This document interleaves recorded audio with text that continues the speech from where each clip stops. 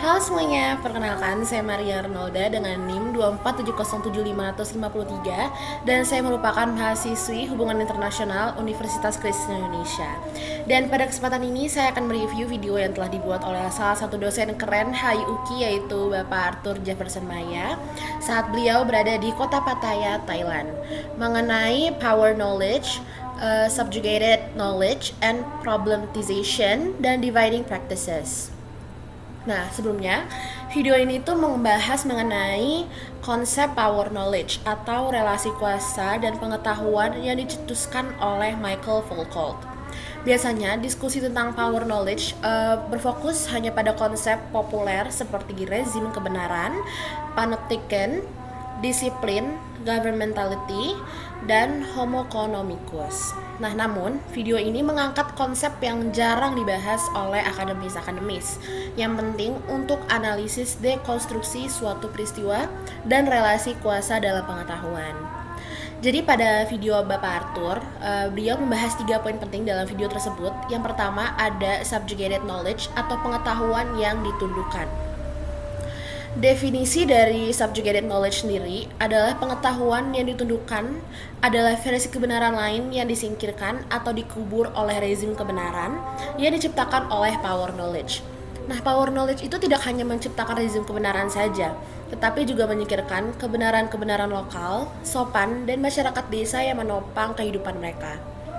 Penyingkiran ini tuh bukan kebetulan, teman-teman, melainkan hasil dari relasi kuasa dan pengetahuan yang menganggap versi lain sebagai tidak layak atau harus dikubur. Nah, kaum modern menggunakan power knowledge untuk mencapai entitas politik dan membuatnya tampak ilmiah, padahal ada penyingkiran versi lain dari kebenaran. Lalu lanjut ke poin penting yang kedua, yaitu problematization atau problematika. Problematika adalah praktik strategis kaum modern yang melihat dan mempertanyakan suatu isu sebagai masalah. Nah, pertanyaan yang sering diajukan adalah apa masalahnya dan bagaimana menyelesaikannya. Namun, ada pertanyaan yang lebih penting adalah mengapa sesuatu dianggap sebagai masalah.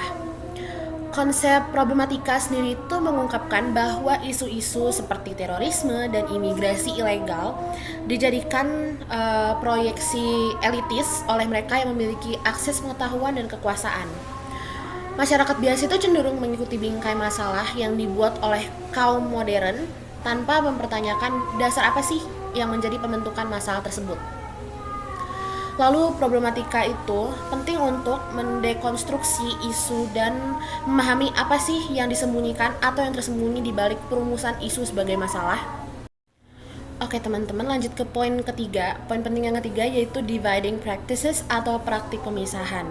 Nah, dividing practices itu sendiri adalah proses pelabelan, pemisahan, klasifikasi, dan pengkategorian kelompok untuk mempermudah kerja kuasa dan pembentukan kebenaran. Kita ambil contohnya seperti hubungan internasional, seperti pelabelan negara utara dan selatan, negara maju dan berkembang, serta negara kaya dan miskin. Pelabelan ini tuh menciptakan hierarki antara superior dan inferior yang memperkuat rezim kebenaran dan menyingkirkan versi lain dari kebenaran. Dividing practices itu merusak tatanan sosial yang sudah ada dan memperkuat dominasi entitas tertentu. Konsep ini tuh penting untuk dikaji agar kita semua itu dapat bisa mendekonstruksi dan menolak proyeksi entitas yang tidak mutlak. Nah, power knowledge bukan hanya soal penciptaan rezim kebenaran, tetapi juga soal penyingkiran pengetahuan lain yang dianggap tidak sesuai. Nah, untuk kesimpulan dari setiap materi yang sudah dibahas oleh Bapak Arthur sendiri, pertama itu ada subjugated knowledge, di mana itu menunjukkan bagaimana versi kebenaran lokal dan alternatif yang disembunyikan oleh kuasa pengetahuan modern. Lalu juga ada problematization yang mengajarkan kita untuk tidak hanya menerima isu sebagai masalah, tapi juga mempertanyakan mengapa isu itu dianggap masalah dan siapa yang mengkonstruksikannya. Lalu juga ada dividing practices yang memperlihatkan bagaimana pelabelan dan klasifikasi digunakan untuk memperkuat kuasa dan menciptakan hierarki sosial politik. Ketiga konsep ini tuh saling terkait dan membantu kita untuk memahami bagaimana sih kuasa dan pengetahuan bekerja dalam masyarakat modern. Oke, selanjutnya saya akan mereview video Amerika Serikat dalam arsitektur perang Epistemik Israel dan Iran. Jadi video ini membahas dinamika konflik antara Israel dan Iran yang berlangsung dalam bentuk perang tidak langsung atau proxy war.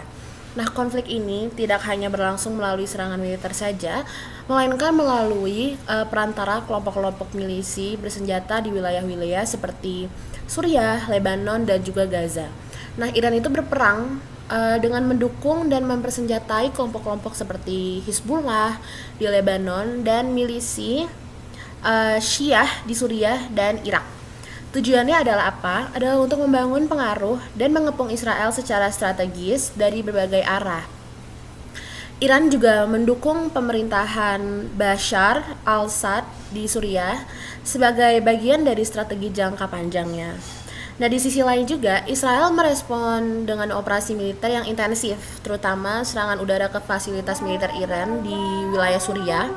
Israel berusaha untuk mencegah Iran untuk membangun basis militer permanen di perbatasannya dan menargetkan konvoi senjata serta pangkalan-pangkalan yang diyakini digunakan oleh Iran dan sekutunya.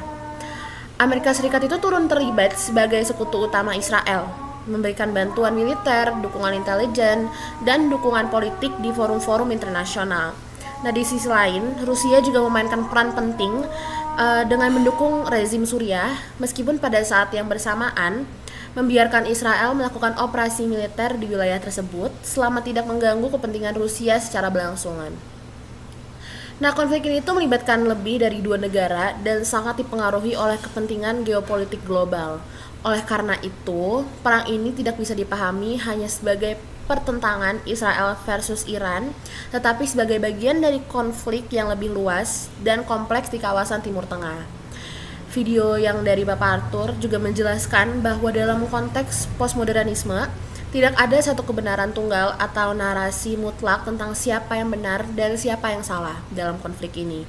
Masing-masing pihak itu memiliki konstruksi realitas dan alasan masing-masing yang dibentuk oleh sejarah, politik, dan kepentingan strategis.